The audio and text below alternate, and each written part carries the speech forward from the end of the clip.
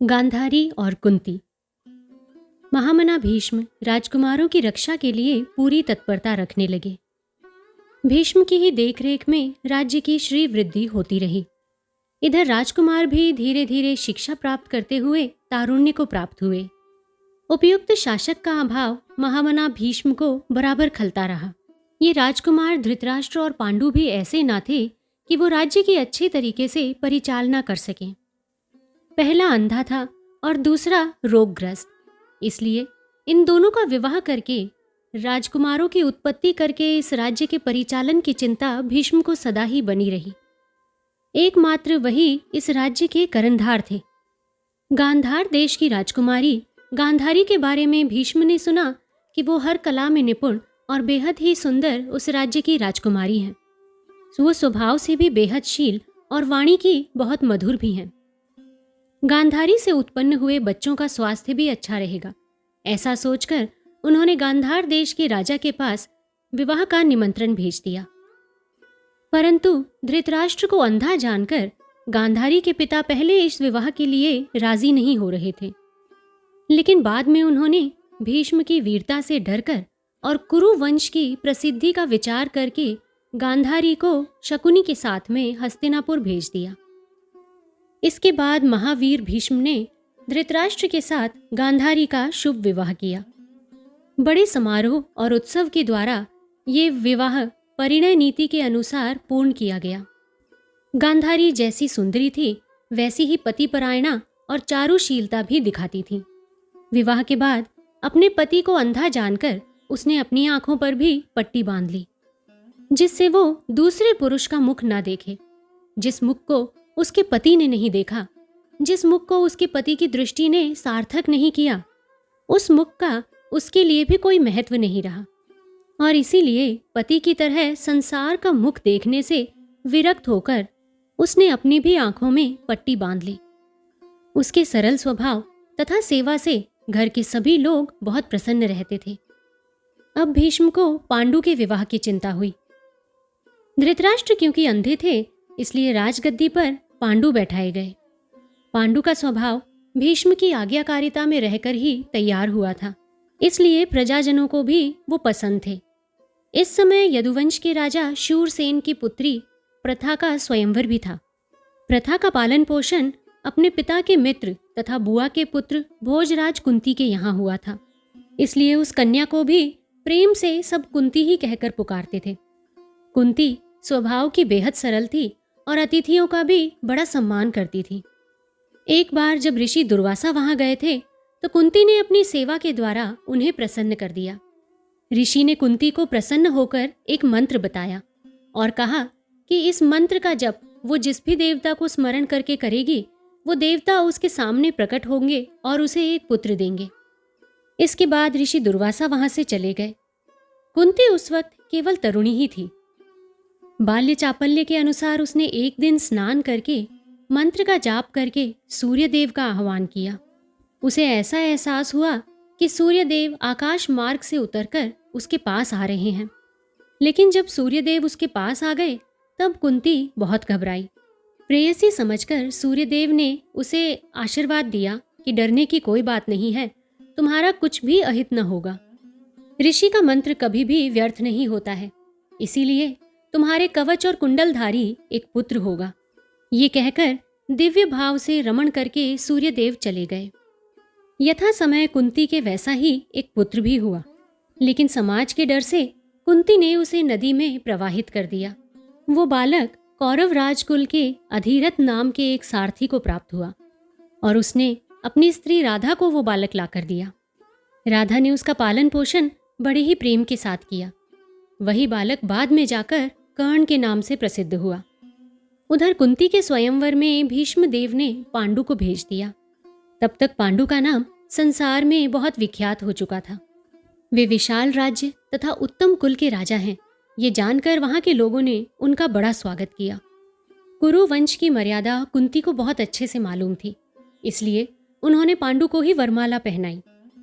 बड़े धूमधाम से कुंती का विवाह हुआ और हस्तिनापुर में स्वागत की तैयारियां हुई।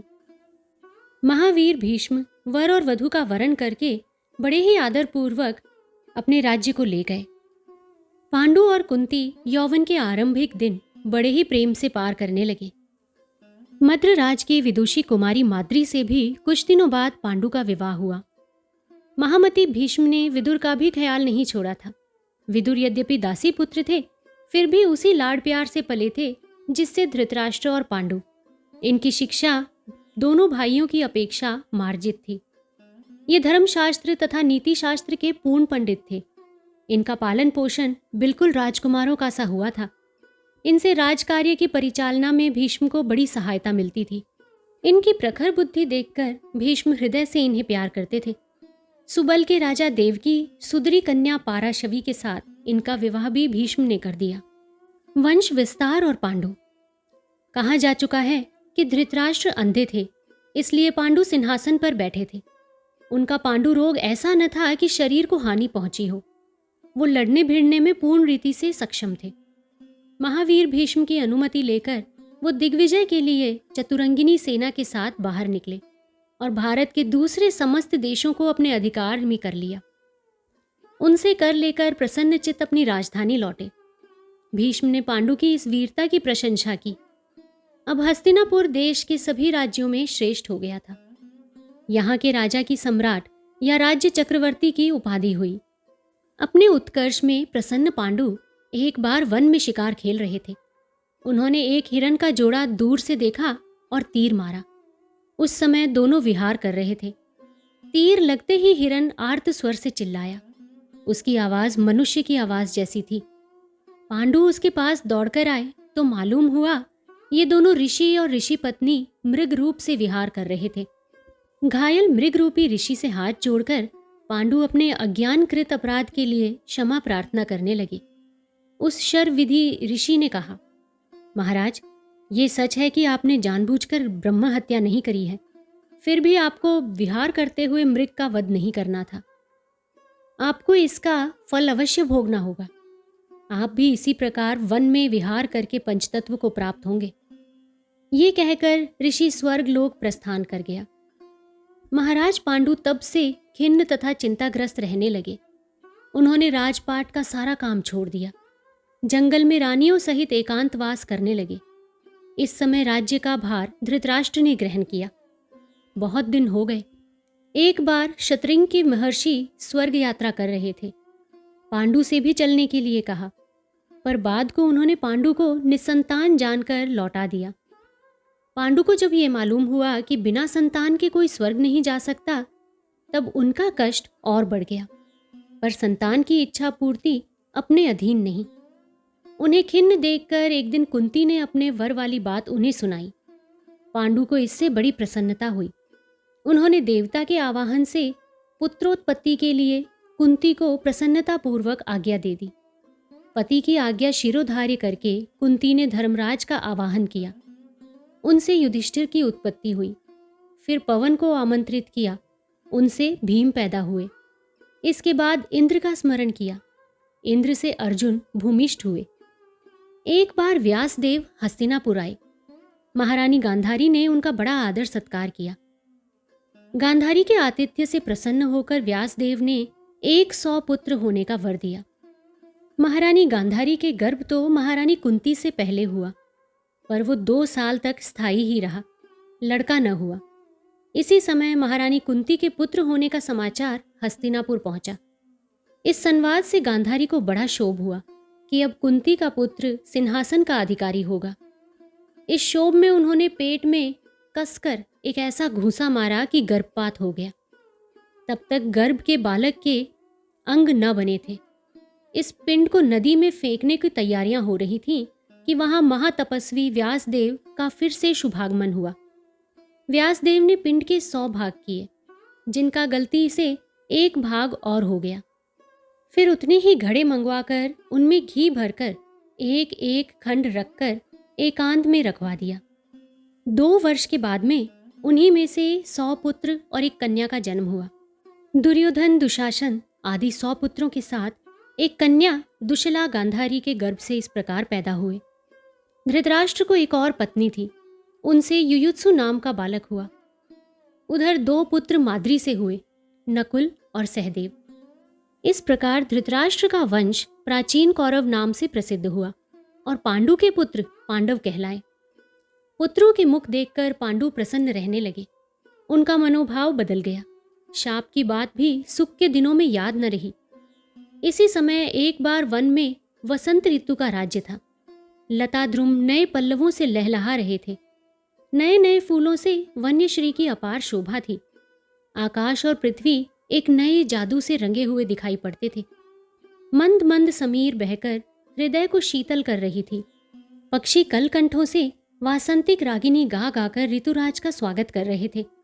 झरने मधुर मंद स्वर से झरझर बहते हुए वन प्रांत से होकर निरुदेश हो रहे थे। श्रृंगार की छवि प्रकृति के हर दृश्य पर अंकित थी। महाराज पांडु इस शुभ मुहूर्त में माद्री के साथ वन विहार के लिए निकले। वन की श्री से पूर्ण शोभा को देखकर प्रिया से युक्त महाराज पांडु ने माद्री को प्रेम की दृष्टि से देखा। श्राप वाली बात माद्री को याद थी। पति की भावना को लक्ष्य कर माद्री का हृदय शंका से कांपने लगा, पर लाज तथा संकोच के कारण वो कुछ कह न सकी। केवल बातों में बहलाकर वन्य श्री की तारीफ करती हुई, महाराज ये फूल देखिए कैसा खिला है, वो लता देखिए पेड़ से कैसी लिपटी हुई है, पेड़ ही बेचारी की रक्षा का कारण है, टालती रही। पर काम की उत्तेजना टलने वाली नहीं होती। महाराज बलात् माद्री से विहार करने लगे। पश्चात वहीं उनका प्राणांत हो गया। तमाम राज्य में इस खबर से शोक की काली घटा छा गई। सहस्त्रों आंखों से दुख के आंसू झरने लगे। माद्री और कुंती के दुख का क्या कहा जाए। पति के शव के साथ महारानी कुंती सहमरण के लिए तैयार हुई, पर रानी माद्री रोती हुई बोली, दीदी संसार से मैं बिल्कुल अनजान हूँ, आप बालकों की रक्षा कीजिए। महाराज की मृत्यु मेरे कारण हुई है, इसलिए मैं ही महाराज के साथ जाऊंगी। ये कहकर रानी माद्री पति की चिता पर सती हो गई। राजमाता सत्यवती इस दुख से महारानी अंबिका और अंबालिका को लेकर वन में तपस्या करने चली गईं। कौरव और पांडव। धीरे धीरे कौरव और पांडव 105 भाई महामना पितामह भीष्म की देखरेख में पलते हुए बड़े हो चले। इनका शैशव काल राजमहल में अनेक प्रकार की क्रीड़ाओं में माताओं की स्नेह गोद में बीता। अब ये बाल्य के प्रथम चरण में आ पहुंचे और खेलते हुए राजधानी के प्रांत भाग में भी चले जाया करते थे। इनकी 2 टुकड़ियां स्वभावतः रक्त के प्रभाव के अनुसार थीं। 100 कौरव एक में सम्मिलित थे और 5 पांडव एक में। दुर्योधन कौरवों का सरदार था और युधिष्ठिर पांडवों के। इनको बढ़ते हुए देखकर पितामह भीष्म को इनकी शिक्षा दीक्षा की चिंता हो चली। एक दिन नगर के प्रांत भाग में ये सब भाई गेंद खेल रहे थे। खेलते खेलते गेंद कुएं में गिर गया। सब लड़के हताश होकर कुएं की जगत पर बैठे हुए नीचे झांक झांक कर देख रहे थे। इस समय एक कृष्णकाय तेजस्वी पुरुष उधर से आते हुए दिखाई पड़े।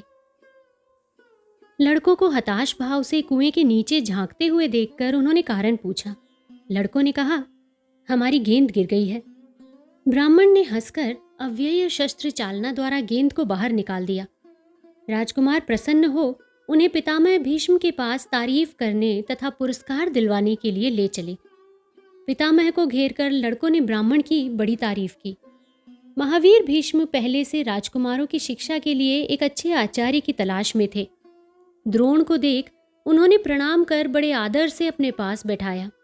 फिर उनकी कुशल पूछी। द्रोण ने कहा, हे महात्मन, मैं आजीविका की खोज में भटकता हुआ यहाँ पहुँचा हूँ।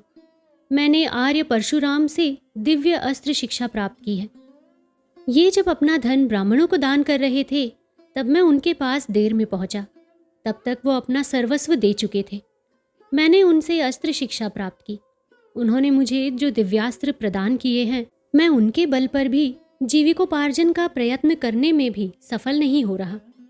आप कृपाचार्य को जानते हैं, जो शरद्वान के पुत्र होकर आप ही के आश्रम में पलकर पुष्ट हुए। उनकी बहन कृपो मेरी धर्मपत्नी है। एक पुत्र भी अश्वत्थामा नाम का है। हम लोग अत्यंत दरिद्र हैं। एक बार अश्वत्थामा ने पड़ोस के बालकों को दूध पीते देखकर घर आकर दूध मांगा। हमारे गऊ न थी। हमें प्रयत्न करने पर भी गऊ न मिली। बालकों ने अश्वत्थामा को बेवकूफ बनाने के विचार से पानी में आटा घोलकर दूध कहकर उसे पिला दिया।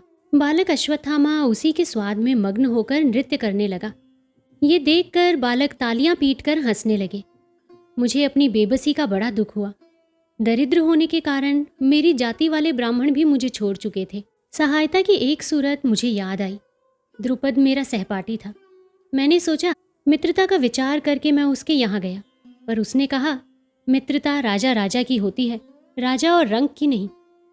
इस प्रकार मेरा अपमान कर उसने मुझे चले आने को विवश किया। अब यहाँ भाग्य ने लाकर डाला है। द्रोण की कथा सुनकर भीष्म ने उन्हें धैर्य दिया। कहा, अब आपको भोजन की चिंता न करनी होगी। आज से आपको आचार्य द्रोण कहकर राजकुमार तथा राजधानी के लोग पुकारेंगे। आप इनकी अस्त्र शिक्षा का भार ग्रहण करें। भीष्म ने द्रोणाचार्य को बड़े आदर से राजमहल में टिकाकर उनके रहने तथा खर्च आदि का प्रबंध कर दूसरे घर में भेज दिया। बहुत दिनों बाद द्रोणाचार्य की किस्मत खुली। वो वीरोचित कृतज्ञता के साथ महात्मा भीष्म को धन्यवाद देकर राजकुमारों के धनुर्वेदाचार्य होकर सुख से रहने लगे। कौरवों और पांडवों की परस्पर न बनती थी। कौरव उद्दंड थे, पांडव शांत। पांडवों की शिक्षा भी अब तक बहुत कुछ अग्रसर हो चुकी थी। दुर्योधन पांडवों में भीम से बहुत खिंचा रहता था। भीम शांत होने पर भी बड़े बलवान थे। वो अकेले कभी कभी उन 100 की खबर ले लेते थे। दुर्योधन बराबर भीम को धोखा देकर नीचा दिखाने के प्रयत्न में लगा रहता था, पर उसकी चलती न थी। इसलिए भीम को वो प्रायः अपनी टुकड़ी में ना रखता था। माद्री का बड़ा लड़का अर्जुन से छोटा नकुल दिन दिन दुबला होता जा रहा था, पर किसी से अपने दुख का कारण न कहता था। एक दिन भीम ने एकांत में बुलाकर पूछा, क्यों रे नकुल, तू दिन दिन दुबला क्यों होता जा रहा है? पहले तू कैसा अच्छा था, अब तो बिल्कुल कुमला गया है। नकुल ने रोनी आवाज में कहा, दादा, मुल्हड़ में मैं हार गया हूं। मुझे रोज दांव देना पड़ता है। वो लोग बहुत दौड़ाते हैं, अभी तक मुझे दांव नहीं मिला। भाई का दुख भीम से ना सहा गया। वो समझ गए कि नकुल को कौरवों की चालाकी से दांव नहीं मिल रहा। उन्होंने बड़े स्नेह से नकुल से कहा, आज तू यहीं रह, तेरा दांव देने मैं जाता हूं। ये कहकर भीम वहां गए। भीम को देखकर दुर्योधन वगैरह कौरवों ने कहा, भीम नकुल को कहाँ छोड़ आए? वो चोर है, हमारा दांव कौन देगा? भीम ने कहा, अच्छा भाई, वो चोर है तो दांव मुझसे ले लो। सब कौरव बहुत खुश हुए कि आज भीम को नाको चने चबवाएंगे। भीम डंडा रखकर खड़े हो गए। सब कौरव इधर उधर पेड़ों पर चढ़ गए। जब सब सतर्क हो गए तब भीम ने एक पेड़ की डाल पकड़कर हिलाई। कई नीचे आए, छूकर सबको चोर किया। फिर खुद पेड़ पर चढ़े, मौका पाकर कूदकर डंडा चूम लिया। टांग के नीचे से डंडा फेंका जाता है। चोर जब तक उठाकर लाता है, शाह लोग पेड़ पर चढ़ते हैं। ये कायदा है। भीम का फेंका डंडा फरलांगों की खबर लेता था। दुर्योधन से लेकर कौरवों के कई भाइयों को भीम ने उस रोज चोर बनाकर छकाया। इस तरह कई दिनों तक दौड़ाया। स्वयं दोबारा चोर न हुए। भीम की ऐसी हरकतों से कौरव उनसे बहुत नाराज रहते थे। खास तौर से दुर्योधन बहुत चिढ़ा रहता था। एक दिन उसने एक नई युक्ति निकाली। गंगा जी चलकर जल केली करने का प्रस्ताव हुआ। इस यात्रा में भीम भी आमंत्रित किए गए। गंगा के तट पर पहले से खीमे गड़ चुके थे। राजकुमारों के लिए पूरा इंतजाम हो चुका था। वहां जाकर दुर्योधन ने भीम के लड्डुओं में विष मिला दिया। जलपान करके सब लोग जल केली करने लगे। भीम को धीरे धीरे नशे से बेहोशी आने लगी।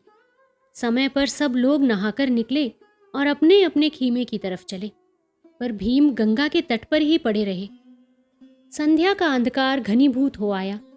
इसी समय चुपचाप भीमसेन को लता से बांधकर दुर्योधन ने गंगा में बहा दिया। भीमसेन बहते हुए नागलोक पहुंचे।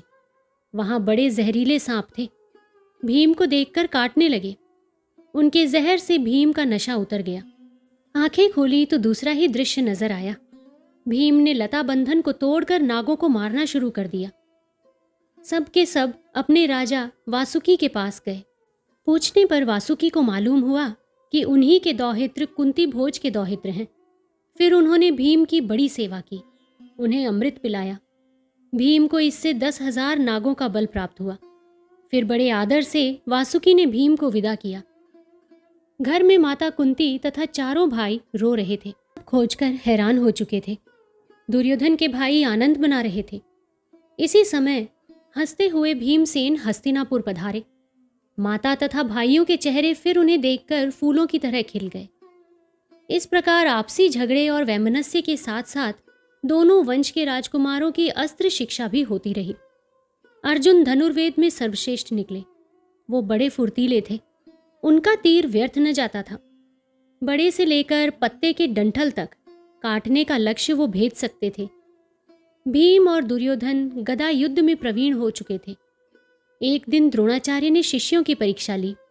दूर एक डाल पर काठ की एक चिड़िया रखकर युधिष्ठिर को धनुष बाण देकर लक्ष्य पर सधान करने के लिए कहा। युधिष्ठिर ने सधान किया तो आचार्य ने पूछा, वत्स, तुम क्या देखते हो? युधिष्ठिर ने कहा, मैं आपको देखता हूं, पेड़ को देखता हूं। युधिष्ठिर कह ही रहे थे कि द्रोणाचार्य ने उनके हाथ से तीर और धनुष छीनकर दुर्योधन को दिया। पूछने पर ऐसा ही जवाब दुर्योधन ने दिया। तब उनसे भी उन्होंने धनुष ले लिया और भीम को दिया। भीम ने भी उससे मिलता जुलता उत्तर दिया। क्रमशः धनुष सब राजकुमारों को दिया गया, पर किसी के उत्तर से आचार्य को संतोष न हुआ। बाद में उन्होंने अर्जुन को धनुष दिया। निशाने पर अर्जुन ने ठीक ठीक सधान किया तो आचार्य ने उनसे भी पूछा, वत्स अर्जुन, क्या देखते हो? अर्जुन ने कहा, मैं केवल चिड़िया की गर्दन देखता हूं। आचार्य ने तीर मारने को कहा। अर्जुन ने अचूक निशाना मारा। द्रोणाचार्य प्रसन्न होकर प्रिय शिष्य के मस्तक पर हाथ फेरने लगे। ज्यों ज्यों राजकुमार बड़े होने लगे त्यों त्यों शिक्षा भी ऊंची से ऊंची दी जाने लगी।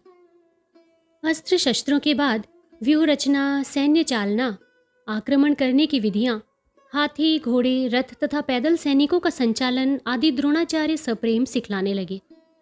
आचार्य का एक प्रिय शिष्य होता है। यहाँ राजकुमारों में अर्जुन द्रोण के सबसे ज्यादा प्यारे हो गए थे। इसी समय एकलव्य नाम का निषाद राज का एक लड़का द्रोणाचार्य से धनुर्विद्या सीखने के लिए आया, पर उसे शूद्र होने के कारण द्रोणाचार्य ने शिक्षा देने से इनकार कर दिया। इस तिरस्कार का उसके हृदय पर गहरा प्रभाव पड़ा। वो गंभीर होकर वहां से लौट गया, पर गुरु के चरणों में उसकी अपार श्रद्धा रही। वन में गुरु द्रोण की एक मूर्ति बनाकर वो स्वयं ही अस्त्र चलाना सीखने लगा। गुरु के हृदय ने उसे सच्चा मार्ग दिखलाया। ये वही रहकर अर्जुन की तरह धनुर्देव विशारद हो गया। कभी कभी राजकुमारों को शिकार के लिए वन भी जाना पड़ता था। एक बार कुछ कुत्तों को लेकर शिक्षार्थी राजकुमार उस वन में गए जहां एकलव्य धनुर्विद्या सीख रहा था। आगे चलता हुआ एक कुत्ता उसे देखकर भौंकने लगा। एकलव्य ने 7 तीरों के गुच्छ से उसका मुंह ऐसा भर दिया कि वो मरा तो नहीं, पर उसका भौंकना बंद हो गया। वो राजकुमारों के पास उसी दशा में मुक्ति के लिए लौट आया। उसे देखकर राजकुमारों को बड़ा आश्चर्य हुआ, कारण तीर चलाने का ऐसा चमत्कार उन्होंने अब तक न देखा था।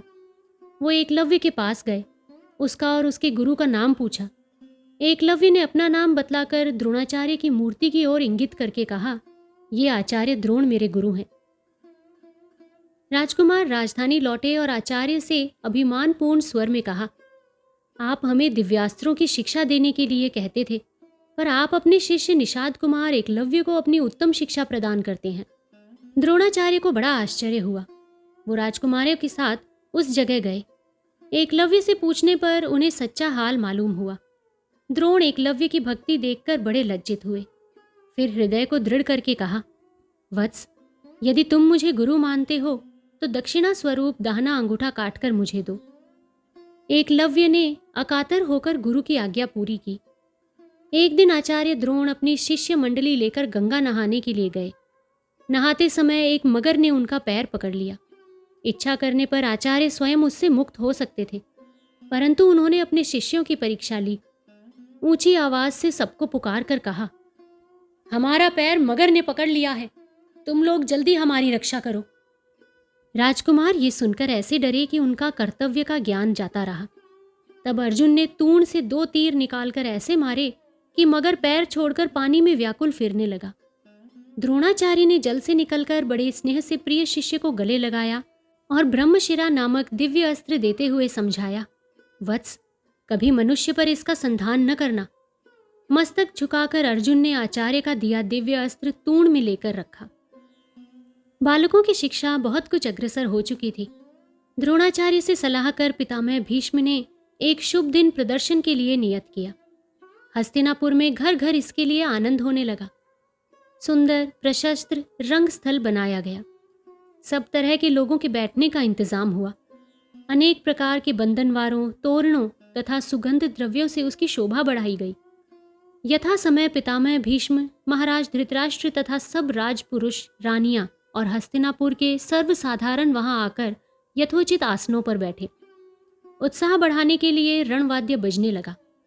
एक ओर द्रोणाचार्य रंगभूमि के भीतर गंभीर मुद्रा में बैठ गए। युधिष्ठिर, भीम, अर्जुन, दुर्योधन, दुशासन आदि राजकुमार दिव्य युद्ध सज्जा से लेकर आचार्य के दोनों ओर बैठ गए। जब सब लोग आ गए तब पितामह भीष्म की आज्ञा से प्रदर्शन शुरू हो गया। व्यूह की रचना, सैन्य का संचालन, रथ का एक दिशा से दूसरी दिशा को मोड़ना, रथी का सेना निरीक्षण के साथ युद्ध करते रहना आदि रणभूमि के प्रशस्त कौशल दिखलाए गए। फिर तलवार, बर्छे आदि से युद्ध शुरू हुआ। भीमसेन और दुर्योधन का गदा युद्ध हुआ। राजकुमारों की निपुणता देखकर जनता बहुत प्रसन्न हुई। भीष्म मुस्कुरा रहे थे। विदुर महाराज धृतराष्ट्र को समझा रहे थे, कुंती गांधारी को। इसके बाद द्रोणाचार्य ने अपने प्रिय शिष्य अर्जुन को बुलाया। अर्जुन की तारीफ सब लोग सुन चुके थे। बड़ी उत्सुकता से लोग अर्जुन को देखने लगे। अर्जुन की प्रत्येक भाव भंगिमा से स्वर्गीय छटा निकल रही थी। वो जैसे शिष्ट और संयत थे, वैसे ही तीव्र और तीक्ष्ण। धनुष बाण लेकर वो अपनी दिव्य अस्त्र शिक्षा प्रदर्शित करने लगे। अग्निशर से एक और आग पैदा कर दी, फिर वरुण बाण द्वारा उसे बुझा दिया, फिर पवन शर छोड़कर पानी सुखा दिया, पुनः सर्प तीर द्वारा आंधी बंद कर दी। शर से पैदा हुए सैकड़ों नाग हवा पी गए। इसके बाद गरुड़ास्त्र द्वारा सांपों का संहार कर दिया। पुनः दिव्यास्त्र छोड़कर सारी माया गायब कर दी। दौड़ते रथ से लक्ष्य भेद किया, पुनः चल लक्ष्य को भी चल रथ में विद्ध किया। असी चालना तथा अन्यान्य सूक्ष्म समर कौशल प्रदर्शित किया। लोग देखते हुए मुग्ध हो गए। अर्जुन की प्रशंसा से बार बार रंगस्थल गूंजने लगा। माता कुंती तथा युधिष्ठिर और भीम आदि भाइयों की आंखों से आनंद के आंसू बह चले। प्रदर्शन समाप्त कर महारथ कुमार अर्जुन ने गुरु द्रोणाचार्य की वंदना की। स्नेह पुलकित आचार्य ने प्रिय शिष्य के 19 शोभित मस्तक पर हाथ फेर कर आशीर्वाद दिया। अर्जुन की ऐसी प्रशंसा सुनकर वीरवर कर्ण से ना रहा गया। वो स्वयं रंगस्थल के भीतर कूदकर दर्शकों को संबोधित कर कहने लगे, हे हस्तिनापुर के दर्शक वृंद, जैसे प्रदर्शनों से आप लोगों को अर्जुन ने मुग्ध किया है, वो सब मैं भी करके दिखा सकता हूँ। कर्ण सूत पुत्र प्रसिद्ध थे। वहां उनका नाम वसुसेन था। इनकी इस गर्वोक्ति से सभा के लोगों ने कोई उत्तर न दिया, पर दुर्योधन को इनसे बड़ा हर्ष हुआ। वो अर्जुन का आदर देख न सकते थे। उन्होंने प्रोत्साहन देकर कर्ण से कहा, अवश्य अवश्य वीरवर, आप भी वैसी धनुर्विद्या प्रस्तुत करें, हम देखने को उत्सुक हैं। कर्ण ने एक एक कर वो सभी प्रदर्शन दिखलाए। लोगों ने देखकर दांतों तले उंगली चबा दी। दुर्योधन आदि 100 भाई पुनः पुनः कर्ण की तारीफ करने लगे। अर्जुन शांत भाव से आचार्य की बगल में बैठे सुनते रहे। कर्ण ने पुनः कहा, अब मैं अर्जुन से द्वंद्व युद्ध करना चाहता हूं।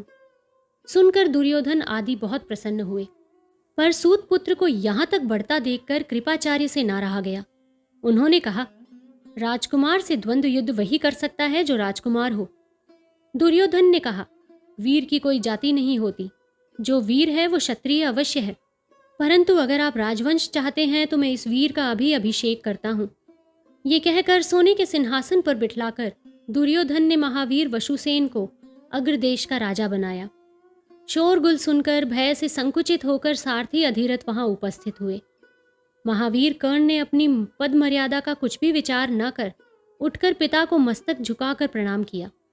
इस पर भीम ने सारथी पुत्र कहकर कर्ण का उपहास किया, पर कर्ण विचलित न हुए। उन्होंने द्वंद्व युद्ध के लिए पुनः पास जाकर अर्जुन को ललकारा। महारथ अर्जुन संयत दृष्टि से कर्ण को देखते हुए बोले, सूत पुत्र, तुम उत्तम धनुर्धर हो, इसमें संदेह नहीं, पर तुम्हारी स्पर्धा देखकर मुझे हंसी आती है। तुम अपने को वीर समझते हो तो समझो, पर दूसरा भी तुम्हारी स्पर्धा कर सकता है, याद रखो। मैं तुम्हारी बातें सुनकर बिल्कुल नहीं घबराया। भागना और पीठ दिखाना मैं नहीं जानता। अर्जुन की बातों में अणुमात्र भी भय न था, बल्कि वहां सभी वीरों को अर्जुन की उक्ति पसंद आई। अब शाम हो आई थी, इसलिए ये प्रदर्शन बंद कर दिया गया। कर्ण और अर्जुन के मन में प्रतिस्पर्धा का भाव सदा के लिए रह गया। द्रोणाचार्य के हृदय में द्रुपद से हुए अपमान की आग जल रही थी।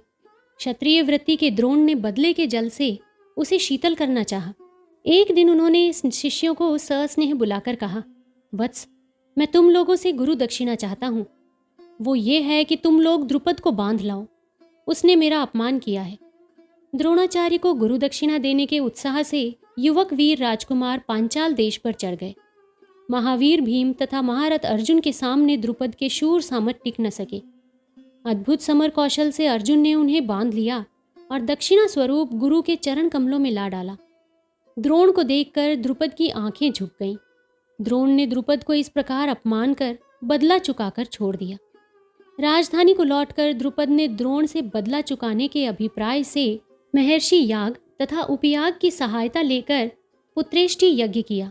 द्रोण का वध करने वाला धृष्टद्युम्न तथा महाभारत की प्रधान पात्री द्रौपदी इसी यज्ञ से पैदा हुई।